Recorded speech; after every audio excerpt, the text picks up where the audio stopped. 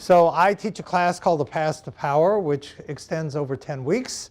We're going to give you 10 weeks in 1 hour and 45 minutes. But the good news for you is that I've been a university professor longer than some of you have been alive. And the defining characteristic of a university professor is that you can do the material in 20 minutes or 20 weeks.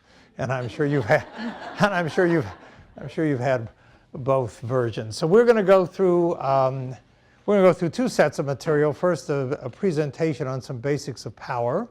And then we're going to do, because Cindy wanted me to, and I always do what she tells me to do, which is, by the way, the first principle of power is know who your boss is, and always make sure your boss is happy. And then we're going to do some video case material, give you a little practice in acting and speaking with power. So first of all, a definition. Power is obviously or not so obviously, the opposite of dependence. You have power to the extent that some people need you more than you need them, that the organization needs you more than you need them. So, by the way, the implication of power being the obverse or the opposite of dependence means that one of your first tasks is to develop options. To the extent that you have options, you have more power. To the extent that you do not have options, you have less power. Secondly, power reflects, or the definition of power is simply your ability to prevail, to get your way, and to have your ideas come out the way you want against opposition, or against contests, against, when people disagree, which they often do. For instance, my wife and I have disagreements about movies, which is kind of like stereotypical. I like, angst-ridden, tense, not so much action, but angst-ridden movies, and she likes movies that make her smile. And therefore, when we decide to see a movie, we have a debate about which one of our preferences is going to prevail. And I will give you a clue. It is not mine.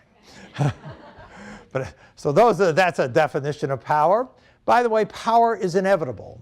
There's a book out called New Power, which is pretty much a work of fiction.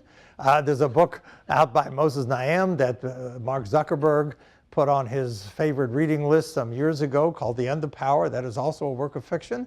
I think it is quite ironic that Mark Zuckerberg, who has supermajority voting rights to give him permanent control of Facebook, likes a book called The End of Power. No, that's probably the beginning of power, not the end of power. Power is inevitable. Research shows that when you give people a task to perform and let them choose how they will organize themselves to do that task, they will choose hierarchy. Although people have predicted the end of hierarchy for decades, hierarchy persists. And if you haven't seen it, there's a recent issue of the Atlantic magazine, which you can of course see online because everything's now available online, that talks about the end of democracy. And in that, it talks about how artificial intelligence is probably making things more hierarchical, not less. If you haven't been watching the news, even though everybody is predicting that social media was going to lead to democratization and the end of hierarchy, it has been pretty much the opposite, with the rise of a rightist president in Brazil, Poland, Hungary, the five-star movement in Italy, and Donald Trump in the United States. So hierarchy is inevitable. Power is inevitable. Martina has, managing with power. This is the new version. It's called Power, Why Some People Have It and Others Don't. And it answers that question. It summarizes everything we're going to talk about today, plus more. My publisher, I'm sure, is watching Amazon sales even as we speak. Get over any ambivalence about power. Humans are naturally ambivalent about power. We don't like to talk about power. Rosabeth Moss Kanter, who used to teach at the Harvard Business School, I guess she still does teach at the Harvard Business School, said that you could talk about money and you could talk about sex, but that power was something that nice people didn't talk about. So I told my class, fortunately, I'm not a nice person, so we can talk about it. Power, get over any ambivalence. Power is good for you. Power can be monetized. When Bill and Hillary Clinton left the White House, they had debts. A few years later, they made $107 million. Power doesn't need to be monetized. Martin Luther King did not die with a huge estate. Mahatma Gandhi did not die with a huge estate, but it can be monetized. Power permits you to get things done. So I've somebody quoted me, I guess I must have said this, which said, if you want power to be used for good, more good people need power. That's pretty straightforward. So if you're going to affect change and get things done, you're going to need power. Because if things were going to change without the exercise of influence, they already would have. And finally, believe it or not, when translated into conditions of control over your job, power actually extends your life. So in the 1970s, a British epidemiologist named Sir Michael Marmot noticed an interesting fact. The higher your rank in the British civil service, the lower your risk of cardiovascular disease. And he said, I wonder why that is. Maybe higher ranked British civil servants, and by the way, the ratio is about 50 to 70% more. So it's a big effect. So he said, maybe, maybe higher ranked British civil servants smoke less or have better genetics or have better cholesterol or something. It turns out that in a series of studies called Whitehall I and Whitehall II, named after the building where the British Civil Service is headquartered, he found that the thing that explains most of the relationship between rank and CVD, cardiovascular disease, is job control. Most people, normal people, lovely people like you, would experience being micromanaged as stressful. I give you a deadline, then I change the deadline. I give you an assignment, then I give you a different assignment. I have a friend who works for one of these fancy tech firms, 4 or 5, 6 months pregnant, who thought she was going out to dinner with us and her husband on Saturday night. On Thursday, she was told by her boss, no, on Saturday night, you're going to be a United Airlines flight to arrive in Paris on Sunday to do a meeting Monday. Not, by the way, you're a wonderful marketing professional. You need to get some marketing done. I will let you figure out how to do it. It's get your butt on the plane, be there. Most people will experience that as stressful. Stress adversely affects health, as we all know. So therefore, the higher your level of job control, which tends to be related to your position in the hierarchy and your ability to have and exercise power, the healthier you are going to be. So the only line in that book, Power, that I can remember is the last line, which says, seek power as if your life depends upon it, because in fact it does. Training in power is crucial. You can become better at power. You are not, people say, well, I'm not naturally good at networking or acting and speaking with power or, understanding how to create resources out of nothing. And I point out to people that when you were born, you didn't walk, talk, or use the toilet. And you learn to do all of these things. Power skills are like any other skills. They can, in fact, be learned. Relatively few companies do training in power. They should. And people can learn the social science concepts that explain power dynamics. Performance does not equal power. My dear friend, wonderful African-American man named Rudy Crew, was New York School's chancellor under Rudy Giuliani. He's got stories to tell about that. He would then, after he got fired by Rudy Giuliani and worked for a while for the Stupski Foundation, a name that you should be familiar to people from Schwab, since Stupski was a Schwab executive. Unfortunately, he's now died of prostate cancer. Rudy Crew became the school superintendent of Miami-Dade County. In 2008, he was named the best school superintendent in America and was fired 6 months later. Not for scandal, but because, as he said, I thought as an African-American male, I understood the politics of race. Then I went to Miami, and I figured out I didn't know anything. He got in trouble with the Cuban-American school board members who said, you're not hiring enough Cuban-Americans. He said, most of the people in Miami are not, most of the school children in Miami are not reading at grade level. Why would I care about the ethnic composition of the senior leadership team? And he was fired for, of course, the #1 reason why people get fired. No one gets fired for incompetence. Many people get fired for insubordination. I had lunch yesterday with a woman who spent 14 years at Google. She was fired by Google earlier this year. What did she do? Insufficiently deferential. That isn't the official words, of course, that they use. So good performance won't ensure that you will keep your job, nor that you will get promoted. Poor performance will not necessarily mean that you will lose your job. A study of companies that went bankrupt found that in 50% of the cases, the CEOs kept their job. So the relationship between performance and career advancement is statistically significant, but as everybody in this room knows, other things matter, including, by the way, not only educational credentials, but race and gender. We would not even be having this discussion if your ability and your objective job performance was all that mattered for your success. We are, of course, our own biggest impediment to having power. This is a problem which I think affects women more than men, but it affects everybody. We worry excessively about being liked. In the words of my dear friend Gary Lubman, the former CEO of Caesars and now a former senior executive at Aetna, which has getting bought by CVS, so he's made more money again. When he came to my class, he said, "You want to be like a dog. A dog will love you unconditionally. Go home, the dog wags its tail, jumps in your arms, it's happy to see you. You want to be like a dog. Senior executive roles seldom come, and power seldom comes with being liked." Here's a quote from Condoleezza Rice. "People may oppose you, but when they realize you can hurt them, they'll join your side."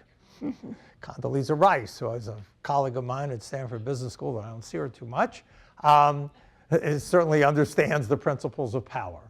And Steve Spurrier, the former football coach, said, if people like you too much, it's probably because they're beating you. So your task is not to be liked. You are not trying to win a popularity contest. If people say, I don't like you, it's okay.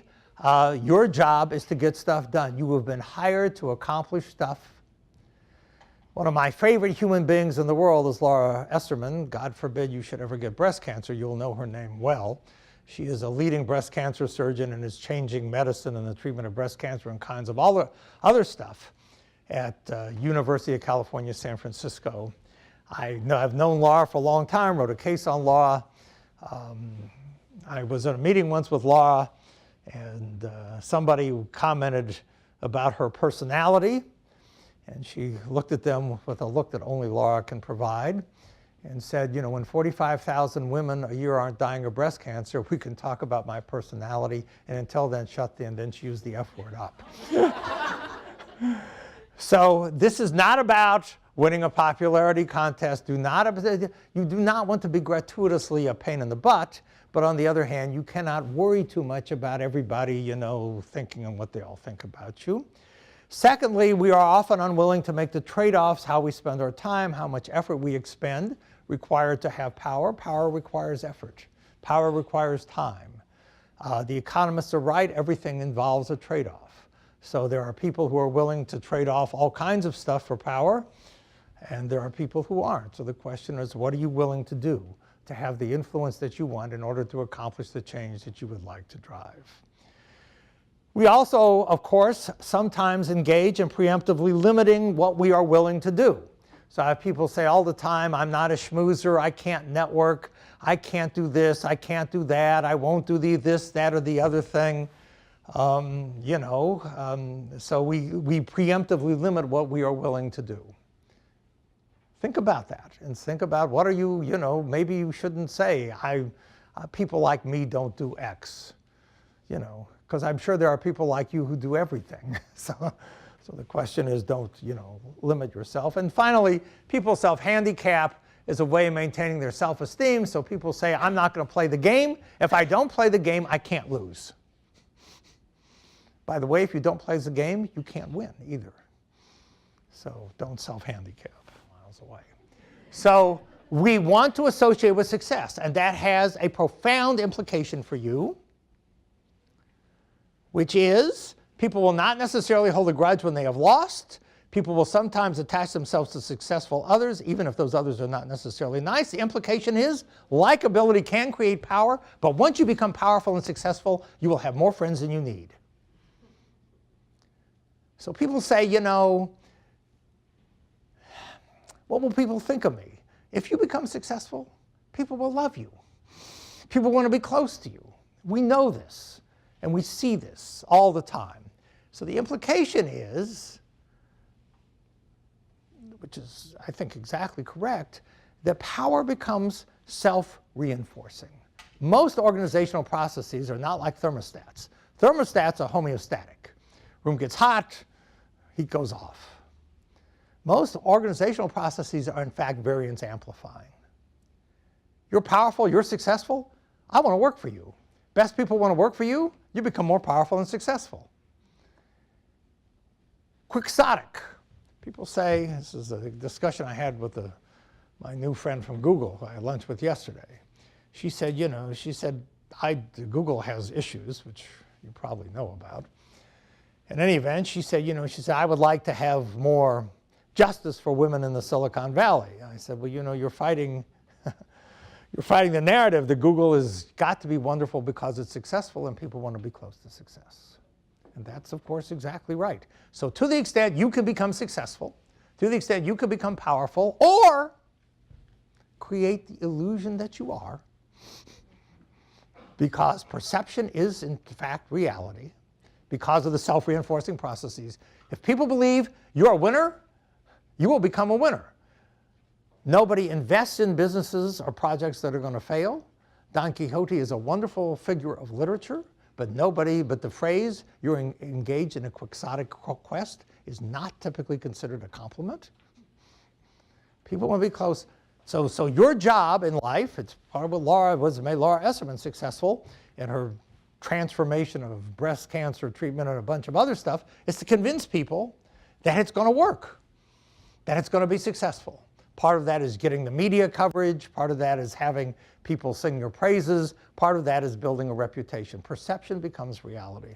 Your job is to convince other human beings that they should be happy to be even able to shake your hand.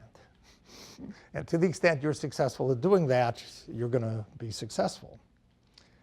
So you want to develop the individual qualities that create power, which include ambition, energy, focus, and self-knowledge.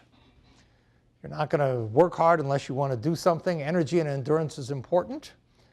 Focus, some of you may remember, at least when I was in school, of course that's a billion years ago, you would put out some dried grass and put a magnifying glass over the dried grass, light it on fire. What does the magnifying glass do? It's focus the sun's rays. What does a laser do? It focuses light. Laser can burn holes through things because it is focused. It's focused at light. Focus is great. Self-knowledge is great. What are your strengths and weaknesses? Confidence is particularly great.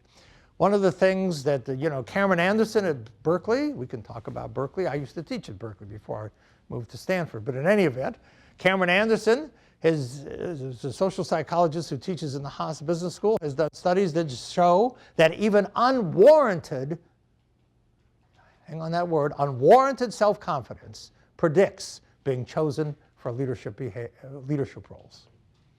People respond to confidence.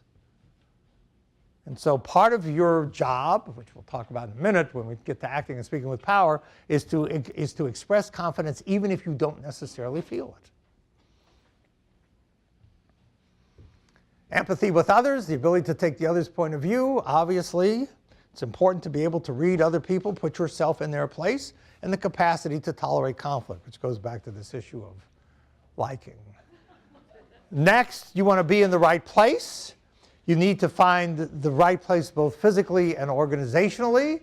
Location affects your ability to make connections, and location affects your reputation. You are where you are and who you are with. Everybody thinks I'm smart because I teach at Stanford. I tell people that I could probably not get admitted to Stanford, but I could teach there. But in any event.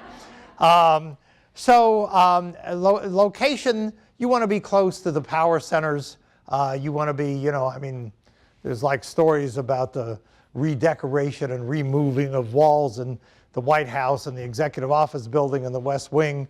You want to be close, physically close to power to the extent possible, because that way people will run into you. Believe it or not, a former student of mine said, I went to work for a very famous, so I shouldn't probably mention it, a venture capital firm, and I was the last person in my entering cohort, which was relatively small, but I was the last person to join the firm.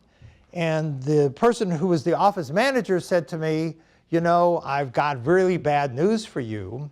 All the offices have been given away, so we're going to give you a desk, which happens to be outside the managing partner's office.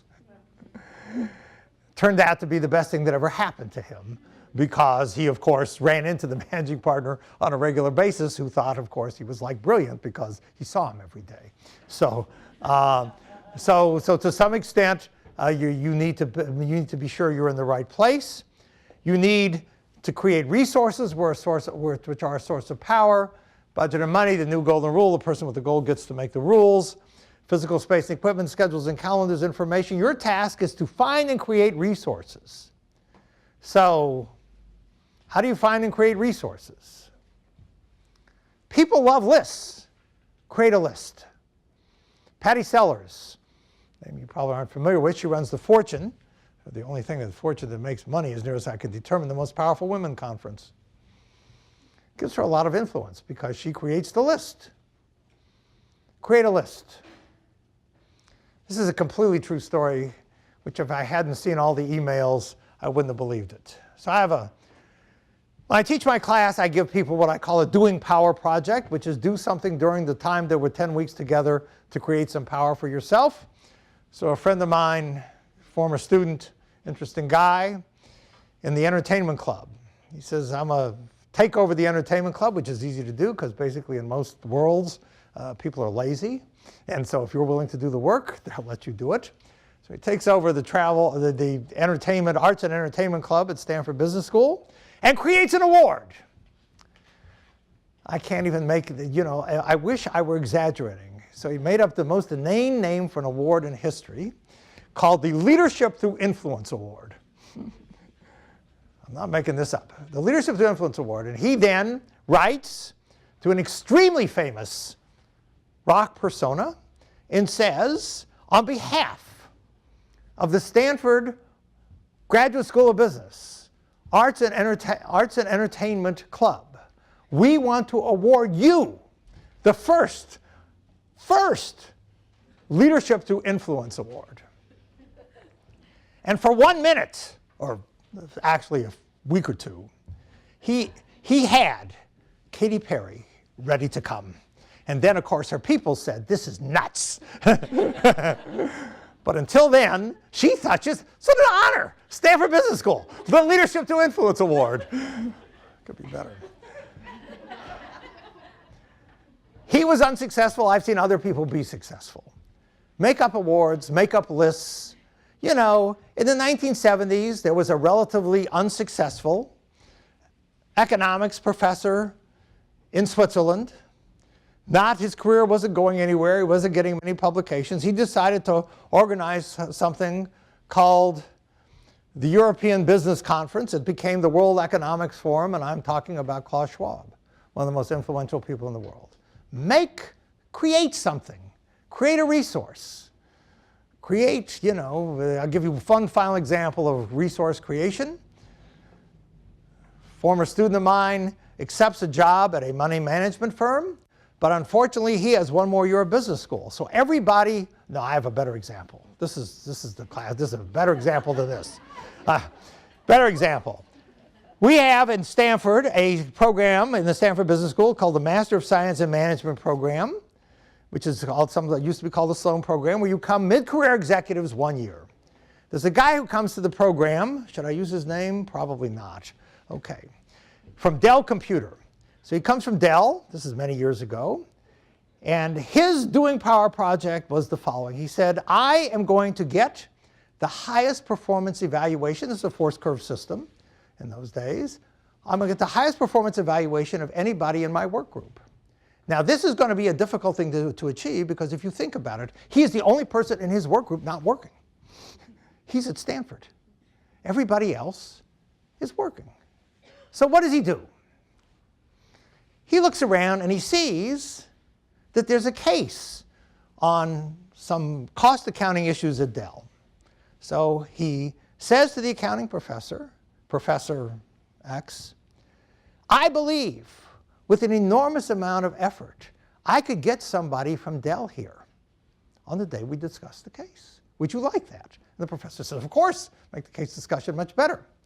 Then he goes to his boss and says, boss, I believe, did you know that they're teaching a case on Dell at Stanford Business School? And with an enormous amount of effort, I believe I can get you an invitation to go talk to that class. His boss happens to be a golfer. So he lines up tee time at the Stanford golf course, which I'm not a golfer, but I'm told the Stanford golf course is great. He goes to the dean of the business school and says, you know, dean, you know, Dell is a recruiter here. They have a potential donor.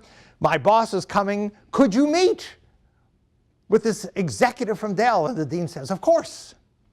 So his boss comes, teaches in the class, plays at the Stanford golf course, meets with the dean, and my friend, will use his first name, Jim, got the highest performance evaluation of anybody in his work group. He created resources, or he turned resources to his advantage. So I would inspire you to do that. Build efficient and effective social networks. Networking skills are important in most jobs. Spend sufficient time on relationships. And here's important.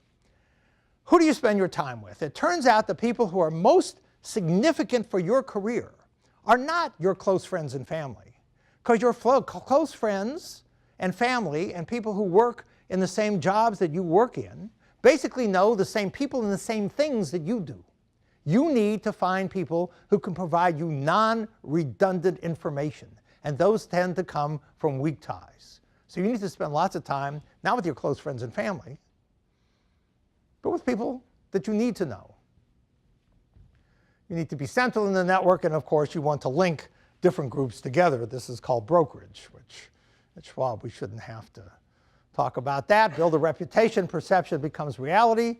You only get one chance to make a first impression. Build a media strategy. Many people say to me, when I become CEO, I'll build a media strategy. I tell them, when you become CEO, you don't need a media strategy. You need a media strategy now. And you're going to tell me, come on. So we've already talked about this, the self-fulfilling aspects of reputation. So it's the leading Brazilian business magazine. Basically, the title of the article is CEOs of the Future. Here are 12 exceptional people who are going to become CEOs of the future, CEO of the future. This is my friend Marcelo Miranda. Marcelo Miranda has cultivated a media strategy. His first job upon graduation from Stanford Business School is CEO. This is the principle: start at the top and work down, as opposed to much better than starting at the bottom and work up. Here's an even better example. My friend Philip Herman, who's going to fly again this year from Berlin to be part of an alumni panel in my class. Why is he going to fly from?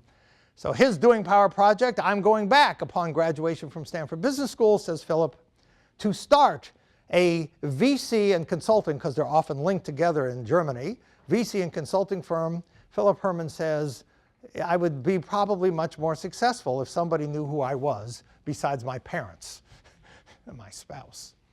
So Philip Herman launches a campaign. This is one of the leading business magazines in Germany. The title, the Internet Wirtschaft, whatever, is the Internet Economy, the 100 most important people in Germany. There's Philip Herman. Angela Merkel says, I need a trade mission. I'm going on a trade mission. In addition to all these old guys, I need a young person to take. Who should I take on my trade mission? Philip Herman, youngest person on the list. 100 most influential people So he winds up traveling with Angela Merkel. Anyway, to make a very long story short, he has sold his firm to Ernst & Young. When he flew all the way from Berlin a year ago, somebody in my class said, why are you here all the way from Berlin at your own expense? And he points at me and says, because he made me rich. This is what made him rich. You can create a media strategy. You can cultivate reporters. It's going to take time, it's going to take effort, but you can get your face, if your face becomes on the cover of some magazine, leading woman of color, leading candidate, leading engineer, leading financial analyst, leading whatever, becomes self-fulfilling. Everybody says, wow, some magazine, some newspaper has named you, Forbes, 30 under 30. I got an email 2 days ago from a former Class member, graduated last spring. She said, I told you in my Doing Power project I was going to be 30 under 30. I've made it. Not without effort, but it's wonderful because once you've been anointed as a winner, everybody says, wow, you're a winner. I want to be close to you. I want to give you training. I want to give you opportunities. I want to invest in you. I want to mentor you. Nobody wants to mentor a loser. Everybody wants to mentor somebody who's going to rise to the top anyway. I can say, wow, I take credit for them. Notice me. I'm taking credit for all these people. I'm not telling you all the people who got fired, of which there are plenty, but I'll tell you it's because they didn't pay attention to me. But in any event, attract allies. The norm of reciprocity, do favors, ask for favors. Don't be judgmental. Flattery. Many people believe that people will see through flattery. No, people believe in the self-enhancement thing. If I tell you you're the best audience I've ever talked to for 5 seconds, you're going to believe it. Maybe even for longer. We love. So I have a colleague who now teaches at Stanford. He used to be at Berkeley. When he was at Berkeley, he and a colleague said, there must be a point in which flattery reaches a diminishing return. There may be, they couldn't find it. Being positive and certain, emotional contagion, you walk down the airline corridor, everybody smiles. You smile, they smile back. You frown, they frown back. Emotions are contagious. So we have another learning partner discussion. I don't think we're going to have time for that, so we're going to move on. But you could do this. You could discuss what strategies and tactics have you tended to not use because you don't like it. What are you most proficient at? What could you do to employ a broader range of power strategies? Use more flattery, probably. Network more. Nobody networks enough, except for my friend Keith Ferrazzi, who wrote the book Never Eat Alone. People tend not to be as creative as they might be in using and creating resources. You know, many of you, I suspect all of you in this room, work for organizations. Many of them have fabulous brands. Associate yourself with the brand. Associate yourself, how can you create lists? How can you, poor Philip Herman had to get on a list that somebody else created. It'd be better if he'd created it himself. That way it wouldn't have been ranked 90, it'd been ranked 1. Well, 1 would have been quite credible. It could be ranked in the top 5. So think about the strategies that you want to use and, and use them. So finally, the world isn't just or fair. Get over it. Complaining by itself isn't going to accomplish anything. Be as agentic as possible. Take responsibility for the only thing completely under your control, your own behavior, and develop persistence and resilience, and then develop some more. And finally, before we move on to the next section, we're going through a lot of material quick. I'm exhausting even myself. But in any event, I'll end with one final example, true story, which is how you define yourself. So for the most part, my former students only call me when they're having trouble, which depresses me. So a woman sends me an email. Her first name is Christine, so we'll call her Christine. So Christine sends me an email. Says, I need to meet with you. This is never a good sign. So I'm happy to see her. So she comes to my office and she said, I work for one of these organizations whose name I shouldn't mention, but it's the one that's got all the I's. But in any event, and she has worked in a music part of that organization and has run a project that has made a fortune. And therefore, she reports to a boss, and she has 3 peers, and she is from Taiwan and thinks of herself as a very modest Asian woman trained by her parents to be very deferential and not very political, etc. And so she's got 3 peers, her boss. They all, and I know this because she uses these phrases like 1,000 times, they are all male, they're all older than her, and they all have more seniority. And one of her peers has gone to their mutual boss and said, I want Christine's group moved under mine, which of course is very smart because then if he can succeed in doing that, he's going to get credit for her great work, in addition to the fact of eliminating a rival. So Christine says, what should I do? And I said to her, I'll never forget this. I said to her, I don't know what you should do. We can talk about that in a minute, but I can tell you the first thing you need to do. I said, you've been in this room 10 minutes, and I've heard a number of times that you are the youngest, The person with the least seniority and the only woman, I'm sure those are demographically correct. Let me give you 3 other adjectives that you can use to describe yourself. You are the smartest, the most analytically trained, and the person who's run the project that's made the most money. And she sat up a little straighter and she said, you know, you're right. I said, you got 6 adjectives. You pick which 3. And so, you know, I stand before you with commitment to the cause that this room represents, but there's also a part of me that says, I don't think you ought to define yourself as a woman of color. You want to define yourself only using adjectives that give you power, not any adjective that takes power away, whether that adjective in terms of removing power from you is fair or not. So it's just something to think about. I throw this out. The next time you think of yourself as who you are, think of yourself as a powerful version. You are a force of nature.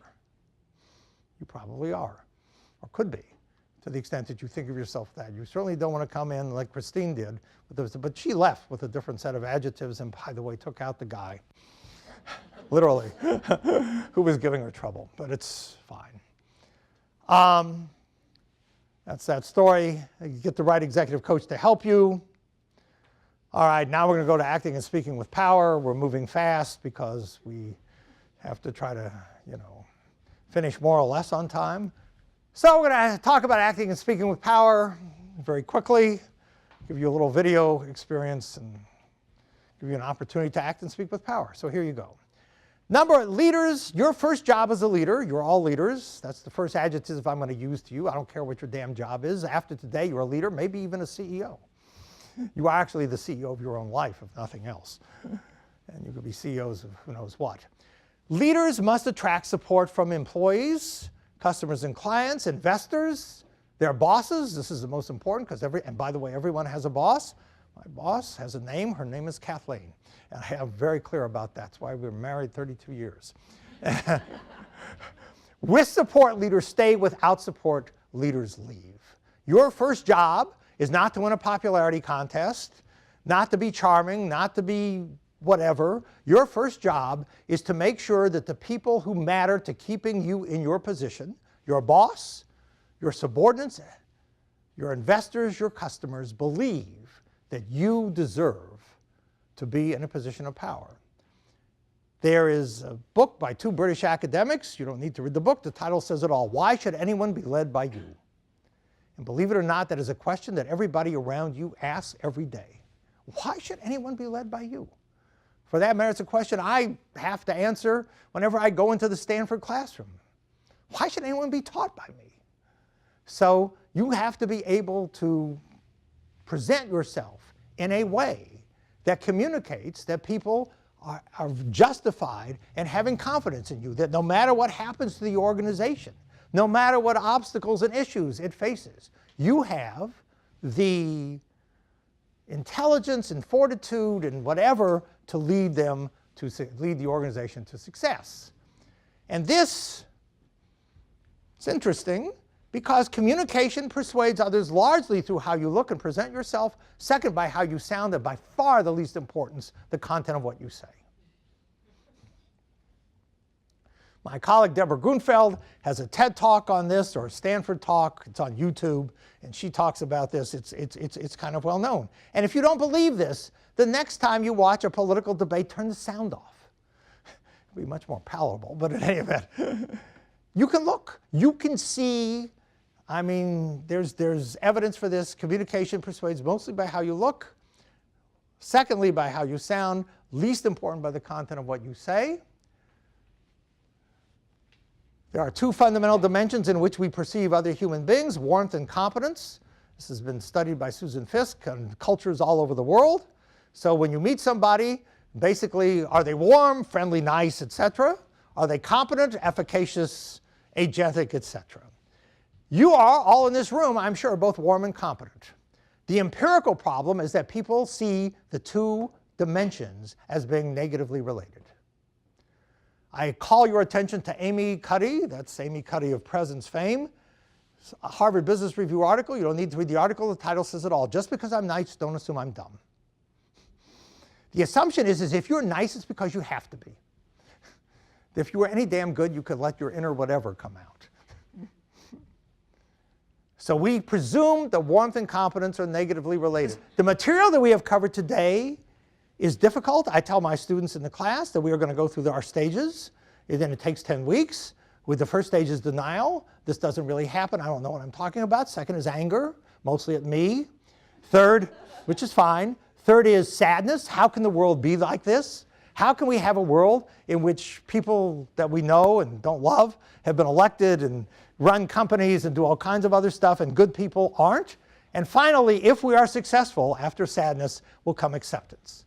And acceptance is true acceptance. It is the acceptance of this is how the world works. If you're going to change this world, you need to understand the rules of the game. You're going to play football, you need to understand the football rules. You're going to play basketball, understand the basketball rules. You're going to play soccer, or what in Europe they call football. You need to understand those rules. You need to understand the social science, the social science principles. We have tried to do that in a relatively brief time. I will be here for lunch, and anybody can ask me anything or do anything or not, whatever you want. Thank you very much. I hope you will take this material and think about it and incorporate it and use it. Bye.